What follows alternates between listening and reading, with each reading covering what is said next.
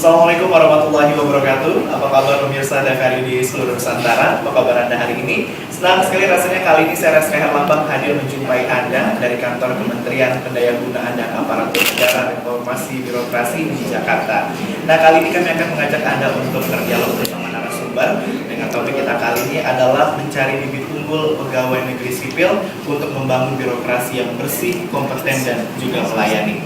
Nah, untuk mendiskusikan dialog kita di kesempatan kali ini telah hadir narasumber yang terhormat, telah hadir Kepala Badan Kepegawaian Negara Bapak Eko Sutrisno. Assalamualaikum Pak Eko. Waalaikumsalam. Apa kabarnya hari ini Pak Eko? Baik. Nanti tentunya ini bekerja keras terus untuk menciptakan birokrat yang bersih, kompeten, dan melayani ya Pak Eko ya. Dan juga selain Pak Eko, di kesempatan kali ini juga telah hadir bersama kita untuk berbincang-bincang bersama Anda juga pemirsa. Telah hadir Deputi Bidang SDM Aparatur Kementerian Pan-RB Bapak Setiawan Wangsa Atmaja yang akrabnya Pak Iwan. ya. Apa kabar Pak Iwan? Baik ya. Ya, nanti kita akan berbicara seputar menciptakan PNS yang memiliki kompeten dan juga bersih dalam melayani, begitu ya? Dengan sangat senang hati. Dan pemirsa, tentunya kami akan mulai saja dialog kita di kesempatan kali ini. Kita ke Pak Iwan terlebih dahulu. Pak Iwan, ini dalam menciptakan pegawai negeri sipil yang memiliki jiwa birokrat yang bersih, melayani harus diawali dari sistem penerimaan. Nah, tahun ini tentunya beberapa kementerian terkait dan juga lembaga baik pusat maupun daerah telah bekerja keras untuk menciptakan PNS yang betul-betul diharapkan dapat berguna bagi masyarakat. Dari hasil evaluasi gambaran secara umum, apa catatan penting dari pelaksanaan CPNS tahun ini? Ya.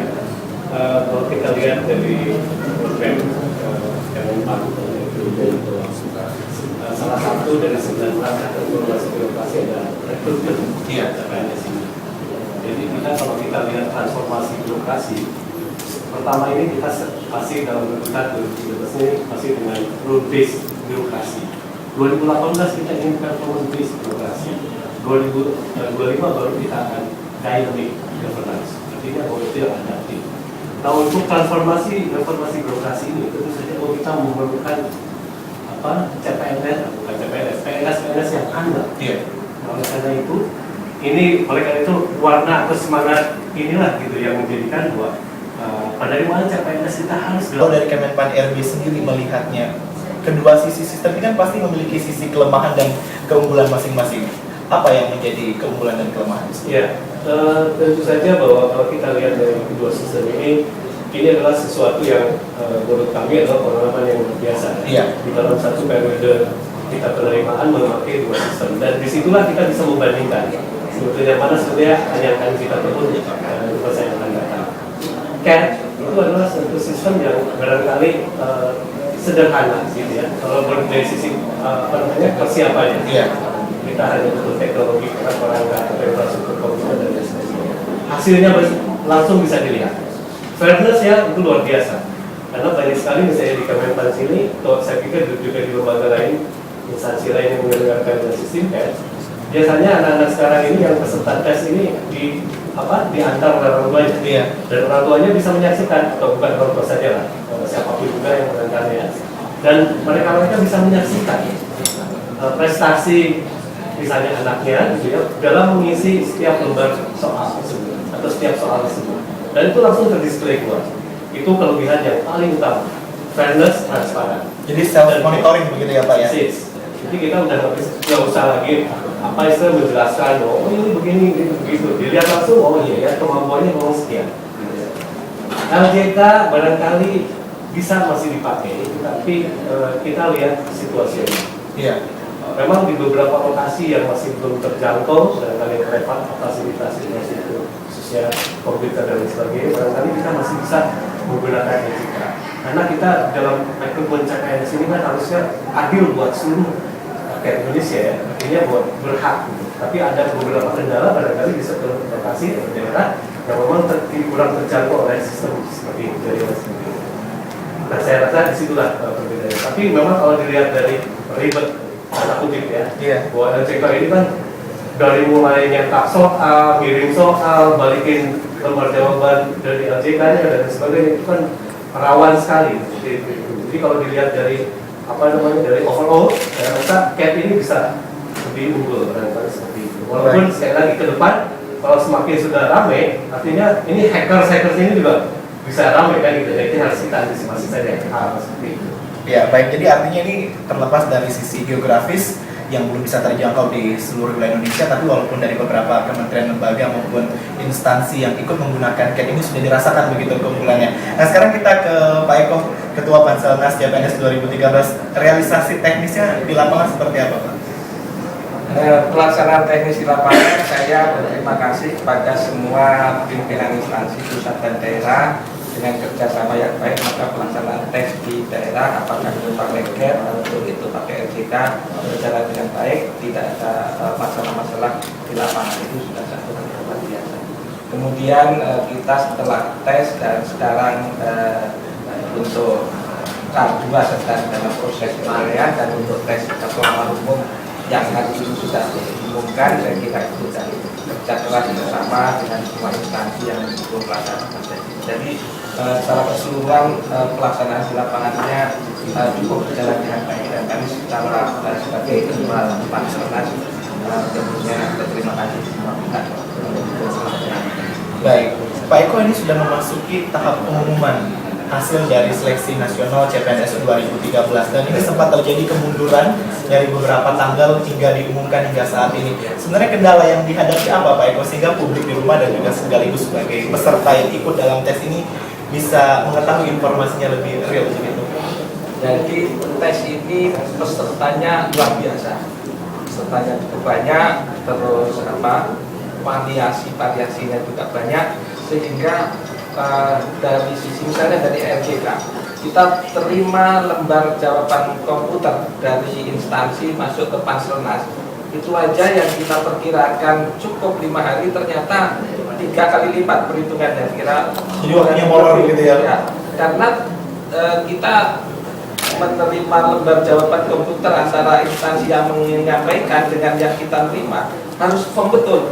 Kalau yang menyerahkan 10, yang menerima juga harus 10. Begitu ada selisih 1 lembar, harus dicari ulang itu 1 lembar. Kan ini adalah nasib orang.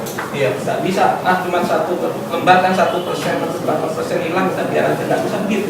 Kita harus cari. Nah, kalau itu jumlahnya puluhan ribu dalam 1 kartus, itu kan luar biasa ya kerjaannya. Sehingga memang Panselnas harus menggerakkan pasukan kita itu untuk penerimaan lembar jawaban komputer ini bekerja 24 jam. Dari pagi sampai sore, sore sampai tengah malam sampai subuh. Begitu. Nah, ini salah satu hal yang kita hadapi untuk tes CPNS dengan RJK. Kita mengelola RJK-nya ini. Kalau mengolahnya dengan komputer itu relatif cepat. Tetapi mengelola berkas secara manual harus di PC, harus dikumpulkan, nah ini luar biasa. Tetapi kalau pakai CAT relatif lebih mudah, sepanjang infrastruktur yang tersedia sudah dibangun dengan baik, dengan standar-standar yang disepakati bersama seperti itu, dipenuhi standarnya, maka pelaksanaannya relatif mudah. Baik, jadi karena memang alasan waktu begitu ya Pak, dengan jumlah peserta yang banyak, jadi otomatis ada perubahan dan juga pengunduran waktu dalam pengumuman ini sendiri. Nah, kita masih ke Pak Eko nanti sebelum kita ke Pak Iwan. Untuk mekanisme pengumuman tahun ini apakah dilakukan secara terpusat ataukah memang nanti langsung diumumkan dari instansi lembaga terkait, terutama yang di daerah? Jadi pengumuman Panselnas mempunyai kewajiban untuk mengolah dan mengkomunikasikan hasil pengolahan ini pada masyarakat. Maka Panselnas mengumumkan. Tapi setelah itu bahwa pimpinan instansi punya kewenangan menetapkan yang sudah diimbus, tentunya yang dari Panselnas ditetapkan dalam keputusan dan itu diumumkan juga, dan itu nanti dari basis pemberkasan selanjutnya. Jadi sama-sama Panselnas juga mengumumkan, instansi juga mengumumkan. Baik, jadi artinya dua-duanya juga ikut mengumumkan, ya, begitu ya Pak Eko? Sekalian sebagai cross check, jangan sampai yang diumumkan di sini dan diumumkan di instansi berbeda. Baik, nah sekarang kita ke Pak Iwan. Pak Iwan, kan kalau kita berbicara dengan jumlah peserta yang banyak, otomatis yang diharapkan adalah formasi yang diinginkan bisa terisi atau mencapai target. Tetapi juga kita tidak lupa dalam sistem penerimaan kan menggunakan sistem passing grade. Jadi lebih banyak yang terseleksi yang tidak lolos begitu. Nah, sejauh ini apakah formasi yang diinginkan per instansi lembaga ini sudah penuhi dengan apa yang diinginkan sendiri. Ya. Jadi memang ada plus minusnya itu kita menggunakan passing grade. Positifnya adalah yang seperti saat ini kita lihat. Jadi kita tahu sebetulnya bagaimana posisi nasional ini. Dari Sabang sampai Merauke, dari Jawa, Sumatera dan lain sebagainya. Karena dengan passing grade kita akan lihat sebetulnya fluktuasinya itu seperti apa, gitu ya. Nah, tentu saja bahwa salah satu salah satu efeknya adalah bahwa formasi yang memang tidak ada yang memenuhi passing grade, yang nggak bisa, kosong. Tapi kita mendapatkan kualitas, gitu ya, seorang CPNS yang betul-betul berkualitas ketika dia lulus passing grade. Itu yang harus kita pegang. Nah, ini yang sebetulnya barangkali tahun ini yang kita rasakan bersama, gitu ya, bahwa ini luar biasa. Karena kita tidak lagi bisa gini, kalau kita menggunakan secara distribusi normal, misalnya gitu ya, setiap instansi, gitu ya, itu kita nggak akan ketahuan sebetulnya posisinya itu seperti apa, gitu. Bahwa seseorang ini memang berkualitas atau tidak dari CPNS ini. Tapi dengan passing grade kan sama semuanya. Yang saya maksudkan tadi adalah kalau setiap instansi mempunyai nilai sendiri kan dia pasti dilihat yang tertinggi perendahannya siapa kan, gitu ya. Padahal yang tertinggi di sini ketika dilihat passing grade belum tentu barangkali dia lulus passing grade. Itu yang harus kita kita lihat. Oleh karena itu sekali lagi keunggulan dari sistem passing grade ini adalah bahwa kita tentu saja bisa menjaring calon-calon pegawai negeri sipil yang betul-betul berkualitas, gitu ya. Seperti itu. Baik, jadi artinya lebih diprioritaskan lagi pada kualitas dibandingkan kuantitas, begitu ya Pak? Lebih baik sedikit, tapi memang betul-betul orang berkompeten. Gitu. Baik, nanti Pak Eko dan juga Pak Iwan nanti kita akan berbincang lebih jauh lagi terkait dengan topik kita kali ini. Dan pemirsa, Anda jangan kemana-mana, tetaplah bersama kami.